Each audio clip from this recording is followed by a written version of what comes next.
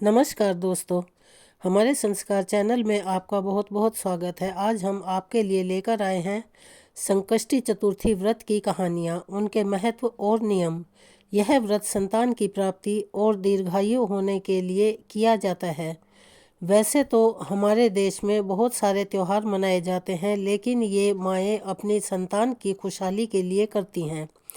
हर साल माघ महीने की कृष्ण पक्ष की चतुर्थी तिथि को संकष्टी चतुर्थी का व्रत रखा जाता है।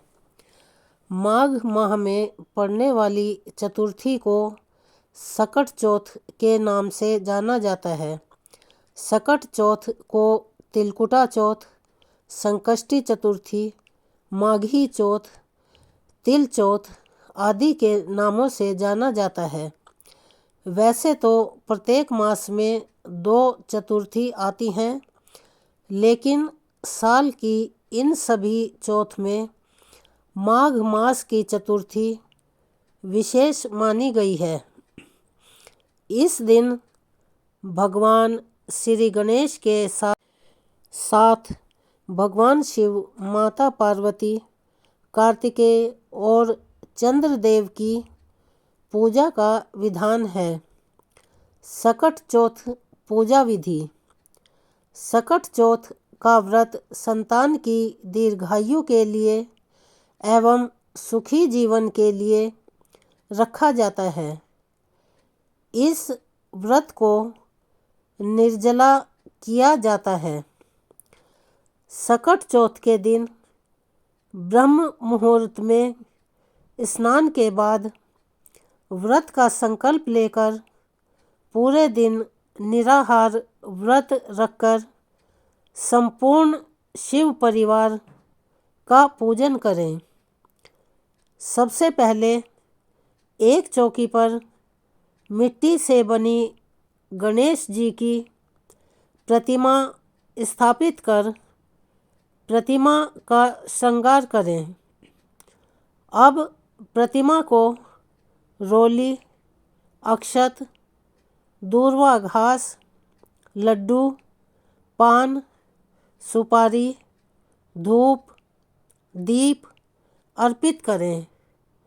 पूजा में ओम गं गणपतिये नमः मंत्र का जाप करते हुए नैवेद्य के रूप में तिल तथा गुड़ के बने हुए लड्डू भोग के रूप में अर्पित करें।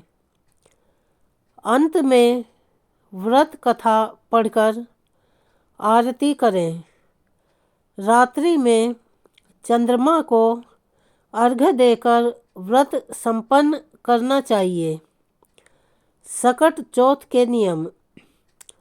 सकट चौथ व्रती महिलाओं को निर्जल करना चाहिए और गणेश जी की पूजा के बाद रात्रि में चंद्रमा को जल का अर्घ्य देकर व्रत का पारण करना चाहिए। चतुर्थी के दिन काले वस्त्रों का प्रयोग करने से बचना चाहिए। चंद्रमा को अर्घ्य देते समय जल की छींटें पैरों पर नहीं गिरनी चाहिए। इससे बचने के लिए जल किसी हरे भरे पेड़ पौधों की जड़ में अर्पित करना चाहिए। प्रथम कथा। कहते हैं कि सतयुग में राजा हरिश्चंद्र के राज्य में एक कुम्हार था। एक बार तमाम कोशिशों के बावजूद जब उसके बर्तन कच्चे रह जा रहे थे, तो उसने यह बात एक पुजारी को बताई। उस पर पुजारी ने बताया कि किसी छोटे बच्चे की बलि से ही यह समस्या दूर हो जाएगी। इसके बाद उस कुम्हार ने एक बच्चे को पकड़कर आवा में डाल दिया। वह सकट चौथ का दिन था।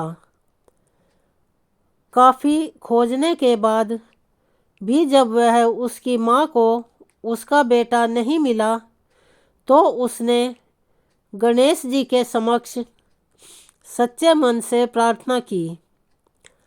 उधर जब कुम्हार ने सुबह उठकर देखा तो आमा में उसके बर्तन तो पक गए लेकिन बच्चा भी सुरक्षित था।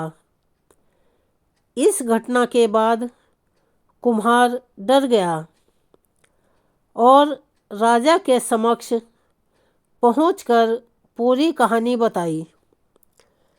इसके पश्चात राजा ने बच्चे और उसकी माँ को बुलवाया तो माँ ने संकटों को दूर करने वाले सकट चौथ की महिमा का वर्णन किया।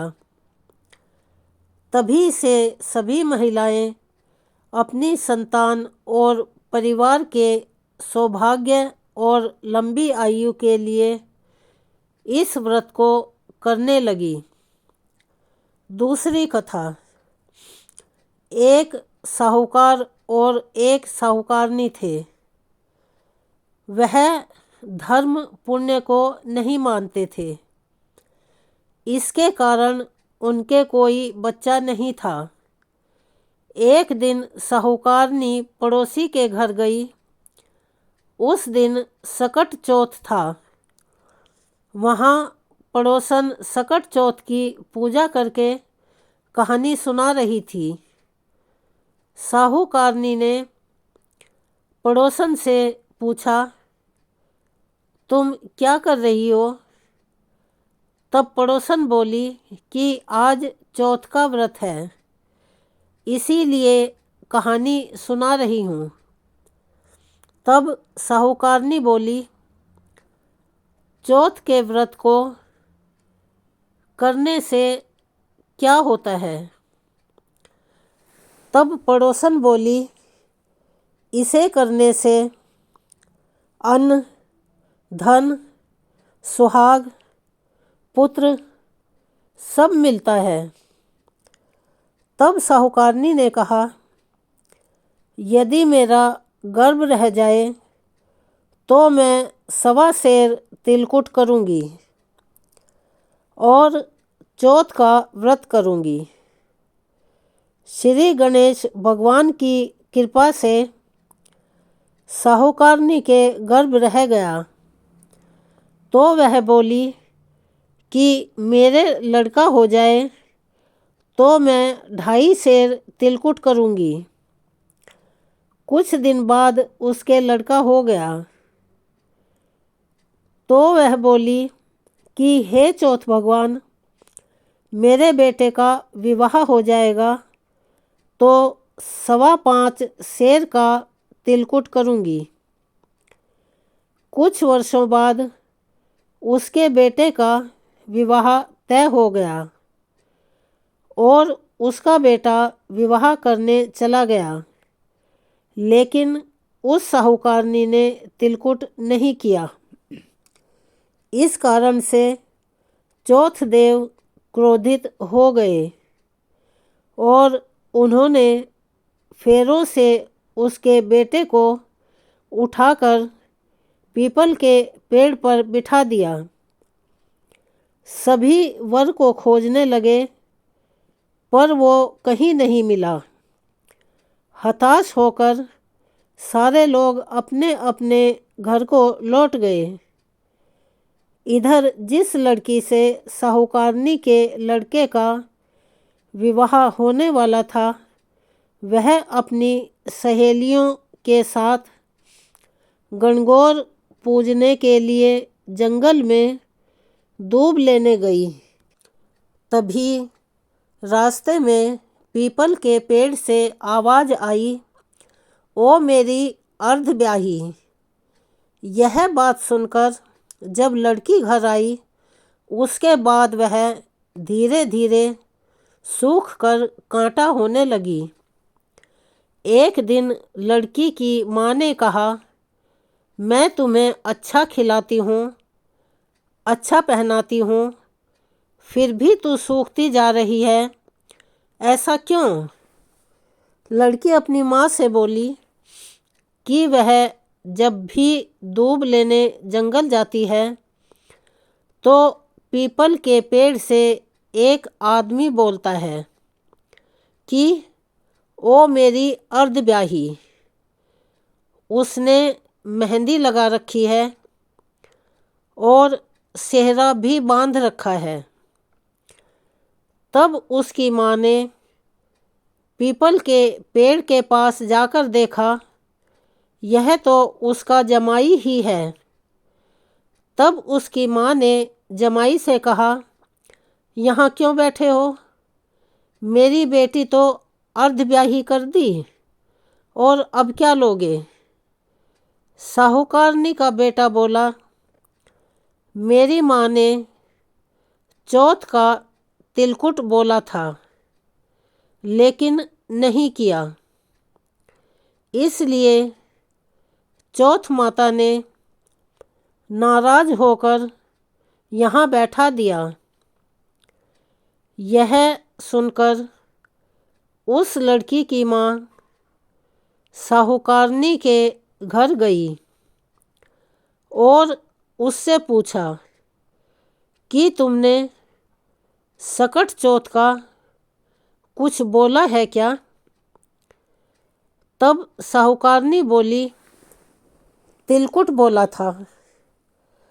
उसके बाद साहूकारनी बोली, मेरा बेटा घर आ जाए तो 2.5 मन का तिलकुट करूँगी।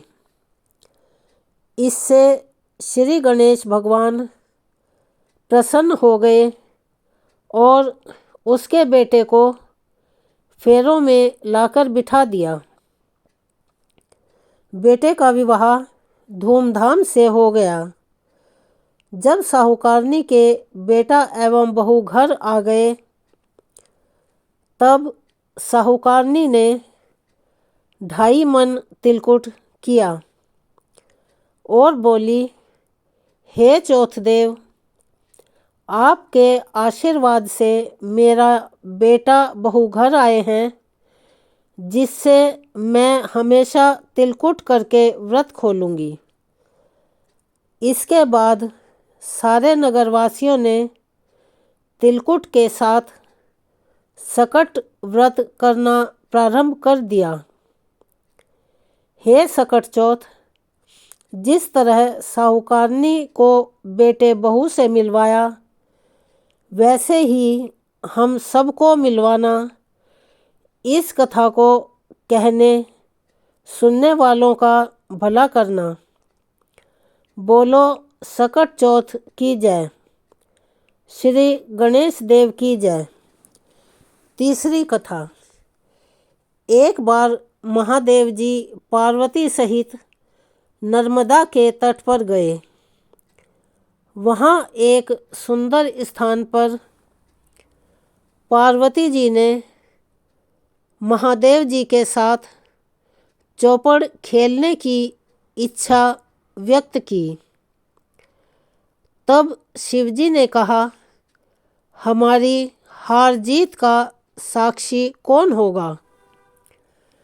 पार्वती ने तत्काल वहाँ की घास के तिनके बटोरकर एक पुतला बनाया और उसमें प्राण प्रतिष्ठा करके उससे कहा, बेटा, हम चौपड़ खेलना चाहते हैं, किंतु यहाँ हार जीत का साक्षी कोई नहीं है। अतः खेल के अंत में तुम हमारी हार जीत के साक्षी होकर बताना कि हम में से कौन जीता, कौन हारा। खेल आरंभ हुआ। दैवयोग से तीनों बार पार्वती जी ही जीती। जब अंत में बालक से हार जीत का निर्णय कराया गया, तो उसने महादेव जी को विजयी बताया। परिणामतः पार्वती जी ने क्रुद्ध होकर उसे एक पांव से लंगड़ा होने और वहाँ के कीचड़ में पड़ा रहकर दुख भोगने का शाप दे दिया। बालक ने विनम्रतापूर्वक कहा, माँ, मुझसे अज्ञानवश ऐसा हो गया है। मैंने किसी कुटिलता या द्वेष के कारण ऐसा नहीं किया। मुझे क्षमा करें तथा शाप से मुक्ति का उपाय बताएं। तब ममता रूपी माँ को उस पर दया आ गई और वे बोली, यहाँ नाग कन्याएं गणेश पूजन करने आएंगी। उनके उपदेश से तुम गणेश व्रत करके मुझे प्राप्त करोगे। इतना कहकर वे कैलाश पर्वत चली गई। 1 वर्ष बाद वहाँ श्रावण में नाग कन्याएं गणेश पूजन के लिए आई। नाग कन्याओं ने गणेश व्रत करके उस बालक को भी व्रत की विधि बताई। तत्पश्चात बालक ने 12 दिन तक श्री गणेश जी का व्रत किया। तब गणेश जी ने उसे दर्शन देकर कहा, मैं तुम्हारे व्रत से प्रसन्न हूँ। मनोवांछित वर मांगो। बालक बोला, भगवान, मेरे पाँव में इतनी शक्ति दे दो कि मैं कैलाश पर्वत पर अपने माता पिता के पास पहुंच सकूं और वे मुझ पर प्रसन्न हो जाएं। गणेश जी तथास्तु कहकर अंतर्ध्यान हो गए। बालक भगवान शिव के चरणों में पहुंच गया। शिवजी ने उससे वहां तक पहुंचने के साधन के बारे में पूछा। तब बालक ने सारी कथा शिवजी को सुना दी। उधर उसी दिन से अप्रसन्न होकर पार्वती शिवजी से भी विमुख हो गई। तदुपरांत भगवान शंकर ने भी बालक की तरह 21 दिन पर्यंत श्री गणेश का व्रत किया, जिसके प्रभाव से पार्वती के मन में स्वयं महादेव जी से मिलने की इच्छा जागृत हुई। वे शीघ्र ही कैलाश पर्वत पर आ पहुंची। वहां पहुंचकर पार्वती जी ने शिवजी से पूछा, भगवान, आपने ऐसा कौन सा उपाय किया जिसके फलस्वरूप मैं आपके पास भागी भागी आ गई हूँ। शिवजी ने गणेश व्रत का इतिहास उनसे कह दिया। तब पार्वती जी ने अपने पुत्र कार्तिकेय से मिलने की इच्छा से 21 दिन पर्यंत 21-21 की संख्या में दूर्वा, पुष्प तथा लड्डुओं से गणेश जी का पूजन किया। 21वें दिन कार्तिकेय स्वयं ही पार्वती जी से आ मिले। उन्होंने भी माँ के मुख से इस व्रत का महात्म्य सुनकर व्रत किया। अगर आपको हमारी ये कहानी पसंद आई हो तो प्लीज़ हमारे चैनल को सब्सक्राइब करें, लाइक करें, ज़्यादा से ज़्यादा शेयर करें। हम आपके लिए ऐसी ही और कहानियाँ लेकर आते रहें। हमें सहयोग दें। अगर आपको हमारी वीडियो में कोई कमी नज़र आती है तो कृपया कमेंट करके हमें बताएं। हम उन्हें सुधारने का प्रयास करेंगे। कथा संपूर्ण करने के बाद गणेश जी की आरती करना ना भूलें, क्योंकि आरती के बिना हमारा कथा सुनने का पुण्य अधूरा रहता है। धन्यवाद।